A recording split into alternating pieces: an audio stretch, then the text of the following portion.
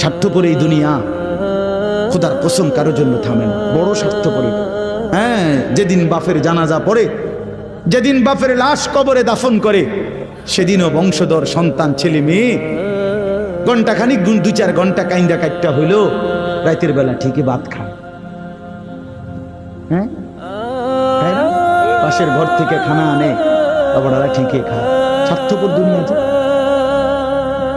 থামে না রে ভাই, থামে না দুনিয়া। ওই জন্য আমাদের কারোর জন্য থামবে না। তুমি আমি মরে গেলে শেষ। আবারও বলছি এই কথা, আমি মরে গেলে এরপরে পৃথিবী যত আধুনিকে হোক না কেন, আমার কি কথা বুঝছিনি? আমি মরার পরে যদি সবার ঘর স্বর্ণের বাড়ি হয়ে যায় তো আমার লাভ হইল কি? আমার মৃত্যুর পরে যদি সব মানুষ আধুনিক হইয়া সাঁদের দেশেও জায়গা, আমার ফায়দা কি? আমি তো না, আমি তো মরে গেলাম। যে কবরে চলে গেল সে কি আর